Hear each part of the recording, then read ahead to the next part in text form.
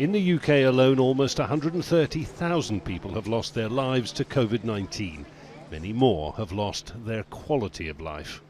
It's been awful, what I describe as hell.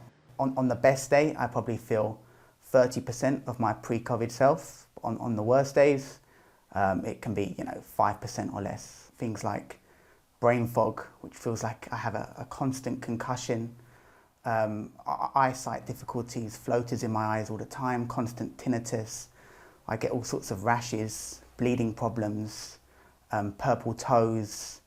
Shani Wright is one of those living with long COVID, 16 months after catching the virus. I've had a number of scans, I've seen a number of specialists. None of them can give me any answers. When it comes to doctors, I'd say at worst, you get doctors that simply don't believe you. They don't believe that long COVID exists. And at best, doctors, they kind of just shrug their shoulders and they say, well, it's a new illness, we don't know what to do.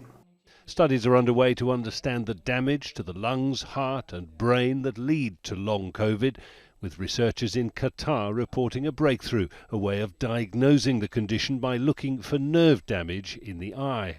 Nerve fibre loss is as a consequence of multiple neurodegenerative diseases. But there is a peculiar pattern in here, which is that we are seeing these immune cells, which we don't see in a lot of other neurodegenerative conditions.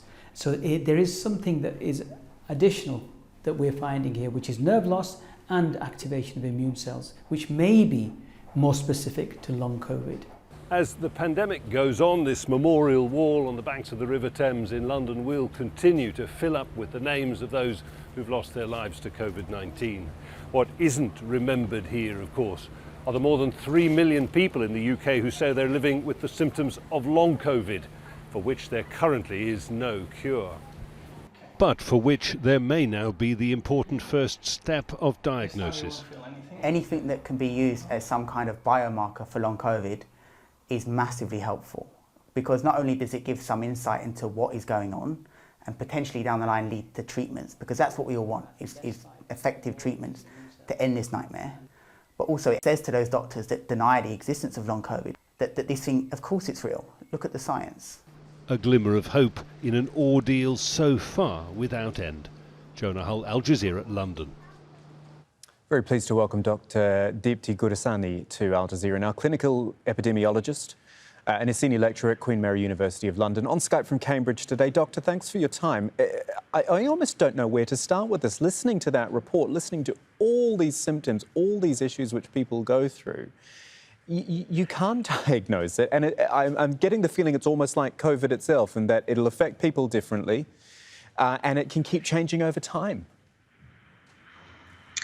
Yes, I mean, a lot of people initially compared SARS-CoV-2 or COVID with flu, and it's nothing like the flu. We know now that this is not just an acute disease. It's a chronic disease for many people, and it's a disease that doesn't just affect your lungs. It affects almost every organ in your body. And we know that long COVID is common. We know that 1 in 5 people who get infected, even with mild infection, go on and develop persistent symptoms for 5 weeks or more. And 1 in 10 go on and develop symptoms for 12 weeks or more.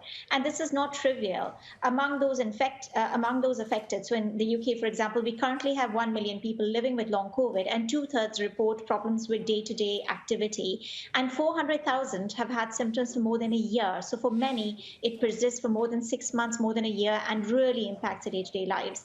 There's more and more evidence that this is a virus that is able to invade the brain, affect the brain even in people who are young and healthy and are affected by mild infection. There's a recent study that looked at imaging of people before and after they developed infection and compared them with controls, showing that those who were infected were more likely to have thinning of the brain in particular regions associated with taste, smell, memory, and emotion, which are some of the symptoms associated with long COVID. We also know that this impacts children. Sorry to interrupt you. You keep saying symptoms, which is absolutely right, but this is the problem. People can only be treated for symptoms at this stage, and they can be so different and so varying and affect everyone differently. I mean, how can you even start to go after the quote-unquote cause? Yes, I mean, it's very difficult, and we're just about beginning to understand some of the causes, because a lot of, as we heard in the previous discussion, this has been dismissed by politicians and scientists for long periods of time, suggesting that young people don't get ill, and many have dismissed this as pandemic fatigue or some sort of psychological illness, when actually it is a real biological illness. What we see in many people is antibodies against multiple tissues in their body that persist potentially for longer periods of time. And there is more and more data now suggesting this is some sort of an inflammatory or autoimmune disease, and also has neurodegenerative components. So we know that even in people with milder symptoms, they can experience significant loss in cognitive ability and impacts that are visible on the brain. And this includes, sadly, even younger people. So this is a disease we need to really take seriously, understand that it's a complex biological disease, and unless we understand the underlying mechanisms, we're not really going to be able to treat something that affects millions of people. Extraordinary situation, isn't it? Dr. Deepa, thank you so much for your time. We do appreciate it.